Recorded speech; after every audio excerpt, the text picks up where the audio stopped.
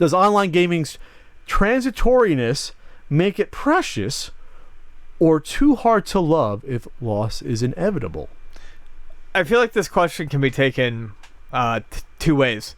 One would relate somewhat back to what we had discussed earlier in the show with the Nostalria server for World of Warcraft, and how things change too much, and if it's constantly changing, you run the risk of losing what you love about the game that you are playing, since these types of games are constantly evolving, expanding, adding new players, things like that. How I look at this, though, to a degree, and I'm gonna go back to something like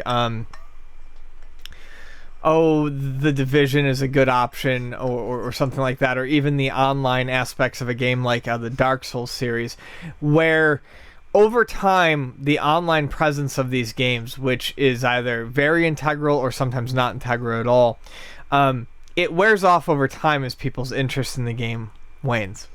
And a lot of that interest is at launch, meaning that if you're not getting the game at launch, you are potentially missing out on a large part of the game that caused some people to love it, but you're going to miss out on it.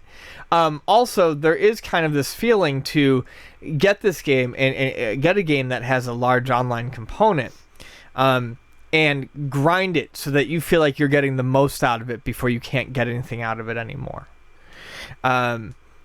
I think that's just something that we have to come to grips with as games focus more on online multiplayer, and at the rate that games are released, sometimes yearly, that these heavily online focused games do, yes, become sometimes temporary experiences. And you have to take them and have fun with them while you can, because, yeah, it's not going to last forever. So you can take the question of being, does the fact that online gaming and the fact that they make changes to the gameplay itself, taking out features, or the fact that the servers disappear, make it's a different experience versus how it used to be. So is it worth it, or is it possible to get attached to it as you once could with video games? No, I think that's a lot harder. I think that's a good point. It is a lot harder to get attached to that stuff, knowing that at some point it's going to disappear. I mean, I knew even when playing Phantasy Star Online for the Dreamcast that there was going to be a moment of heartbreak when I realized that game was no longer going to be what it was in its first year of play. That at some point, player population was going to dwindle, and the fun that you had in the first 3 months was not going to be there anymore.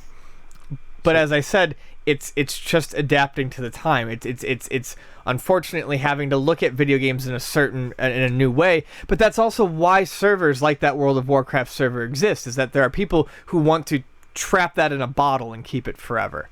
Well, I always point to mobile gaming as being something similar, where it's a different sort of experience that you have to accept it on its surface, that you're not going to be playing that game 5 years from now, most likely. No.